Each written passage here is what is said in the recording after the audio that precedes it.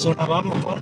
No, vamos a ir ahí al Pinita, a ver a la simbiosis esa, o como se quiera decir, del Pajero, la cueva, todo está ahí. Estamos en el Hierro, la zona sur, la ladera del Pinar, la zona del Pinar, en la medianía alta, 700, 800 metros, con Juan Padrón, un vecino que heredó de sus abuelos una finca que se llama Los Jables, una finca vinculada a su modo de vida, a su infancia y vinculada a la higuera. Desde pequeña vi todo el proceso de la higuera y todo lo que ella conllevó. Mis abuelos vivieron de la higuera. Siempre estaba orgulloso de que nunca había trabajado de jornal con nadie y que vivió y dio de comer a sus 4 hijos de lo que produjo la higuera. Soy una niña que nació en el Pinar, en la zona sur del Hierro, y el producto estrella de esta zona siempre fue el higo y las almendras. Mis padres son agricultores y tenían higueras, y yo desde pequeño pues participaba junto a ellos en la cogida de los higos. He tenido un contacto directo con el higo desde que nací. El tema de dedicarme ahora a los higos, tengo fincas en producción, un poco porque siempre me ha entrado el gusanillo de recuperar aquello que se estaba abandonando. Cuando era pequeño, pues todo el mundo recogía todos los higos, limpiaba los árboles, y algunas personas pues hacemos uso de los higos porque bueno, ya de pequeños estábamos acostumbrados a comerlos y consideramos que es un buen alimento y seguimos cogiendo. Soy hijo de agricultores, nacido en el pueblo de San Andrés y también en la parte que se mudaban, que había un sistema aquí que era mudarse temporalmente a la zona de costa del Golfo, y en el Golfo eran las higueras cotias sobre todo, entonces la viví desde pequeño. Son grandes fincas lejanas al pueblo, entonces en la época de recolección el grupo humano que habitaba el lugar era grande, entonces necesitaba de una logística básica y se creaban pequeñas intervenciones arquitectónicas en el paisaje. En este ves la unión de todo lo que era. Empieza por aquí, tenías la cuadra, donde pues normalmente aquí estaba el burro, el pajero, donde vivían, se mudaban aquí a esta zona, eso es el pajero. Esta es la cocina, las cocinitas eran pequeñas y estaban así, era para cocinar. Luego tenía las paredes que quedan de un tinglado para secar los higos. Si los higos del tiempo estaban muy húmedos, se tendían aquí, estaban protegidos del norte y se secaban los higos, ves que están enfocados al sur, y se secaban los higos. En caso de que hubiera llovido mucho o los higos se mojaran, se secaban en el horno. Es un elemento de la arquitectura herreña, un horno típico tradicional, que en este escenario pues cumplía la función básicamente de secar los higos. Aquí tenías el aljibe, imprescindible en esta zona para poder subsistir, la poza para que el burro bebiera agua, ahí está el aljibe. Y ves las canales ahí que se aprovechaba toda el agua de los techos, se aprovechaba y venía aquí y se aprovechaba el agua. Y aquí vivía la gente, no solo estas familias, sino varias, se mudaban aquí y en los meses de julio, agosto vivían aquí. Tenían fincas grandes para ir atendiendo a las cabras y coger los higos, que era el sustento de toda la familia.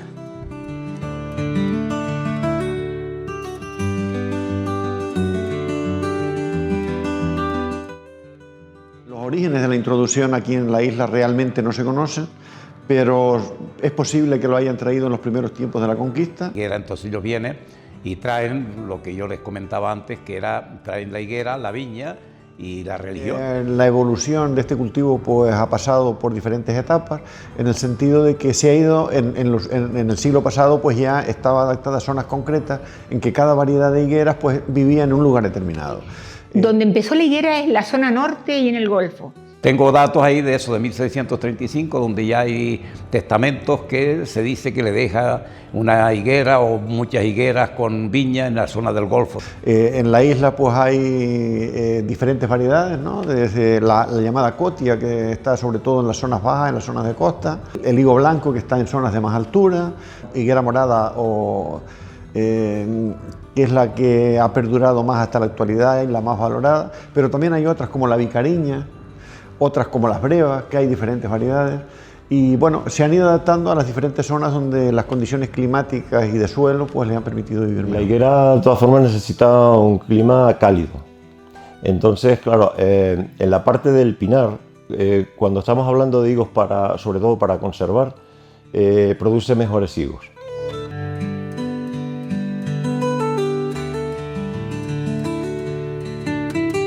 Habían dos zonas, la parte de norte de la isla y la parte del Golfo estaba ya muy distribuida los terrenos, pero sin embargo la parte sur del Pinar estaba en manos de gente mayoritaria de Valverde que lo habían sacado a subasta porque ellos son los que tenían los medios y se enteraban. Pues el higo era un objeto de poder y lógicamente las clases más pudientes, las clases que tenían el poder en la isla, el poder, no solo el poder político, sino también el poder económico, trataron de adueñarse de las zonas donde existía más cultivo de higuera. Esto de aquí, a partir de aquí para allá, ya son los terrenos que se habla de la subasta, de cuando esto era dehesa, esto era comunal y se subastaron los terrenos. Sacaron las tierras por lotes y toda la gente de dinero, pues adinerada de Valverde, compraron todo el sur. Eran más bien los medianeros los que le cuidaban las fincas, entonces había una diferencia grande entre una zona y otra. Y cogieron a esos pastores, los dedicaron a surribar tierras, a hacer paredes y a que les plantaran las higueras. Realizaban el trabajo, cogían los higos y luego una parte, la mitad o dos partes, un tercio era para el propietario de la higuera y una para el trabajador. O sea, tú me coges los higos, pero los partimos a la mitad. Eso era higos de medias. Tú los coges y los partimos a la mitad. Y había otra que era el tercio, que hacían tres partes, una para el que cogía los higos y dos para el dueño de las higueras.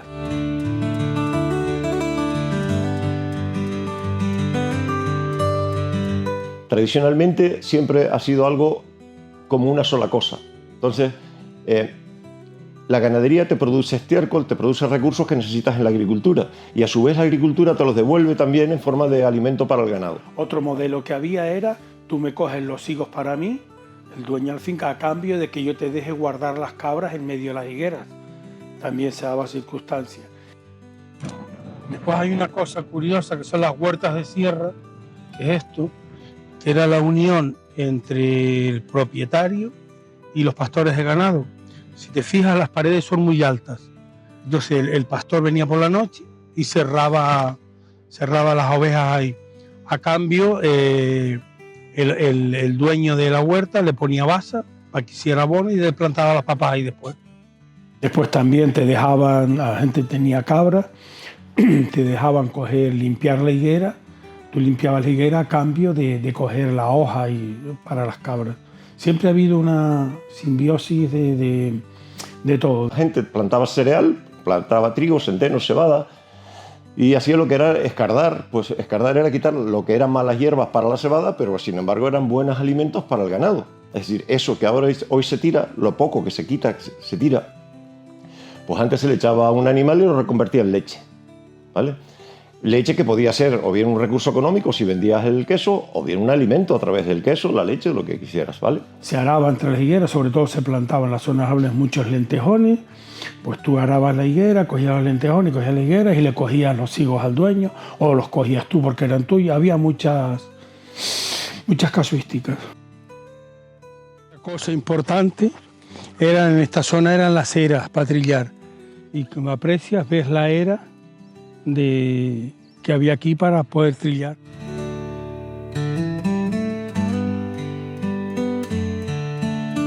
Nuestros mayores dicen que el higo ha matado en numerosas ocasiones el hambre aquí en la isla del Hierro. Incluso era la base de la alimentación.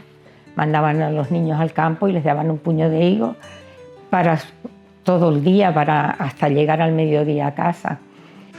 Ha sido el alimento de desayuno, de almuerzo, de cena, de merienda, para mayores y para más pequeños. Estaba mucho entregarlos a la tienda, los compraba a la tienda para luego pagar las deudas que había. Sacabas alimentos, sacabas cosas y con los higos, digamos que equilibrabas la balanza económica, por decirlo de alguna manera, de la empresa.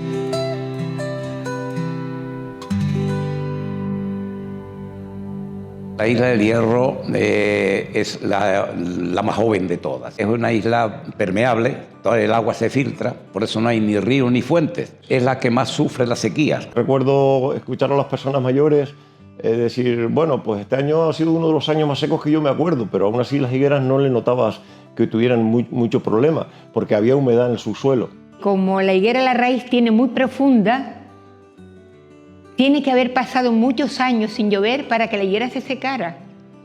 Y ellos siguieron cogiendo higos.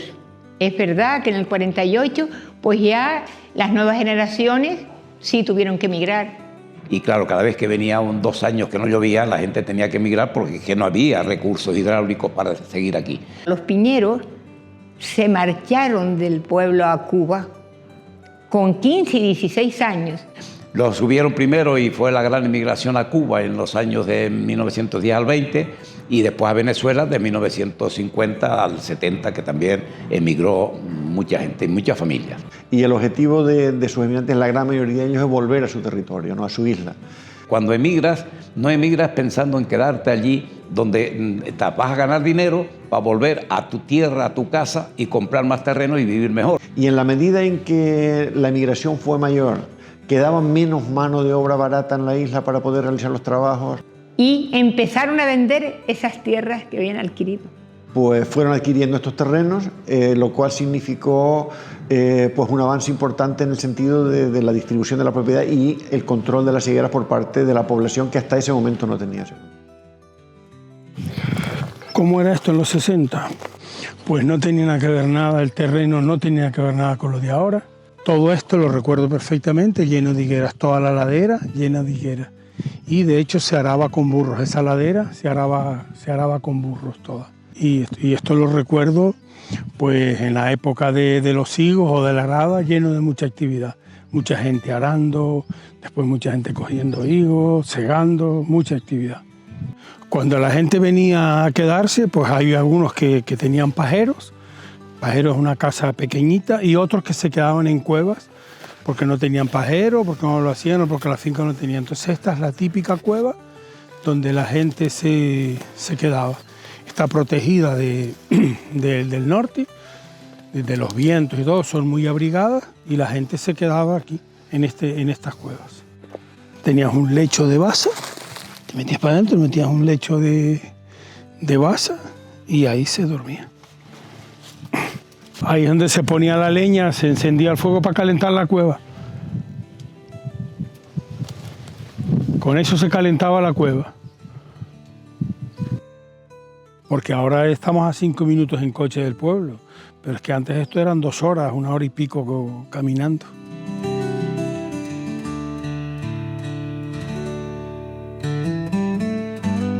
Actualmente el estado de cultivo está prácticamente abandonado. Los pinos han invadido, esa montaña que está ahí no tenía pinos y todos estos pinos que ves aquí son nuevos. Entonces el abandono del campo ha dado a que los pinos pues, colonicen. De una parte, pues las inmensas sequías que han habido. Como ha habido años de pocas lluvias, eso ha hecho que vayan desapareciendo muchas higueras. Yo fui hace 2 años a una finca de mis abuelos y a mí me pareció que era un cementerio. Cuando vi los almendros y las higueras, y no he vuelto más. No ha habido renovación del cultivo y por otra parte también en las jóvenes generaciones, pues igual aquí que en todos los lugares, pues no quieren saber nada del campo. Todo el afán de un padre es que su hijo viva mejor que él y lo manda a estudiar fuera, y a estudiar fuera supone coger una carrera y ya no depende ni está pensando en cultivar la higuera, sino en trabajar en su oficio, en su carrera. Es verdad que ahora, últimos años, hubieron una sequía tremenda de muchos años. Y es verdad que se secaron todas las higueras. Aparte hubo un incendio y todo. Ahí aprecias también la sequía, ves lo que era y abajo al fondo puedes apreciar las higueras secas y te puedes dar una idea de la dimensión de esas higueras. Pero se las ha llevado todas la sequía, el cambio climático, se lo ha llevado todo. Pero todavía se aprecia la grandeza de lo grande que eran las higueras. Han cambiado mucho las cosas con respecto al clima y eso hace que también la higuera pues empiece a producir menos y quizá el desgaste es mucho mayor aquí que en la parte de Isora. Y dentro del Pinar incluso la zona más productiva y de mayor calidad ha sido siempre la zona de los Hables y el Júlar. Y en la actualidad pues seguramente entre el 85 y el 90% de las higueras han desaparecido.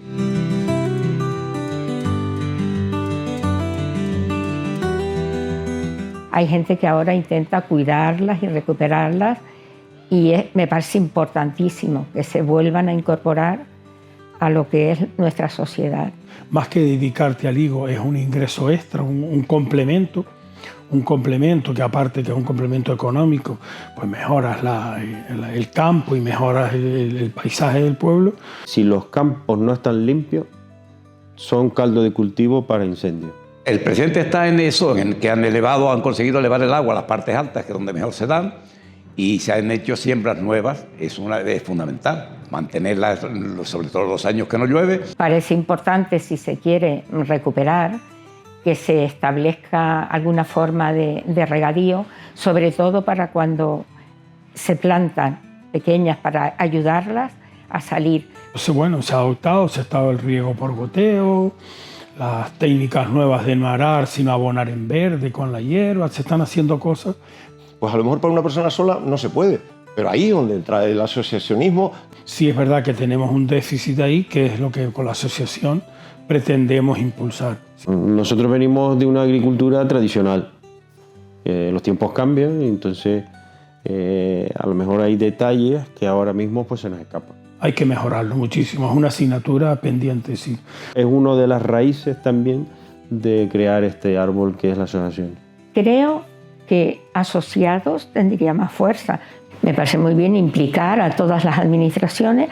Alguien tiene que coger la coordinación y manejarlo, pero me parece muy bien que se ocupen de temas reales. Las instituciones tienen que ser colaboradores de los propietarios. Hasta que esto no funcione en ese sentido económico, no va a prosperar. Hay que crear esa inquietud de que esto puede ser viable. Soy una admiradora de lo que es el higo, de lo que significó para esta sociedad cuando era de subsistencia. Es un producto de verdad, con nombre, con calidad. Cuando están todos de acuerdo, lo malo es que cada uno vaya por su lado. Pero cuando están todas las administraciones y el pueblo pues yo creo que sí. El empeño de todos da resultado, ¿eh? Creo que habría que concienciarlos y yo creo que es una parte fundamental el que los jóvenes al menos sepan lo que significó el cultivo de la higuera y de los siglos pasados en la evolución de la vida en la isla del Hierro. El Hierro tiene que conocerse la isla con todas sus circunstancias, lo mismo que la bajada, todos los jóvenes lo sienten, lo ven, la tranquilidad que tenemos, esa amistad de conocer a todos en la isla, pues la higuera es un cultivo que surtió su afecto y que no se puede abandonar, hay que seguir luchando por ella. Porque es un árbol que ha sido importante y lo sigue siendo, fundamental. Yo deseo que esta nueva generación que está ahora y que los veo todos entusiasmados, yo creo que hay que plantar la semilla y si ellos la han plantada, encantada. A lo mejor yo no lo voy a ver, pero las nuevas generaciones sí lo van a ver. Hay tanta historia detrás de los higos del Pinar que los niños conozcan esa historia y se recupere algo. Y es la historia tan viva del pueblo. Es decir, claro, ¿cómo les transmito yo a ustedes que ibas a los Hables el viernes o el sábado, iban 50, 60 familias allá en los Hables cogiendo higos y vivías de eso? También hemos creado como esa espinita con las instituciones. Yo creo que las instituciones se están volcando en colaborar con nosotros y yo creo que eso es fundamental, ¿no? Agradecer sobre todo a eso, a la participación de las instituciones, tanto de los 3 ayuntamientos como del Cabildo, como el Gobierno de Canarias a través de la Consejería de Agricultura y de Transición Ecológica, sobre todo. Sobre todo hay mucha gente que ahora mismo, a la hora de que estamos trabajando en este proyecto, pues también está colaborando, ¿no? Colaborando desinteresadamente, ¿no? Una forma sencilla, porque es simplemente transmitir sus conocimientos pero que a la vez es una importancia enorme, ¿no? Porque esos conocimientos nos van a enriquecer a todos, ¿no? Lo dejé para el final. Esto es se llama una gorona. Esto es una gorona donde te pones ahí y te proteges del viento. Cuentan que José Padrón Machín, esta finca fue de José Padrón Machín. Se cuentan que él venía aquí, se ponía a escribir aquí y había gente trabajando alumnos que él les daba clase a cambio de que trabajaran en la finca. Y entonces él venía y se ponía a escribir aquí y los alumnos estaban por ahí arreglando de la finca.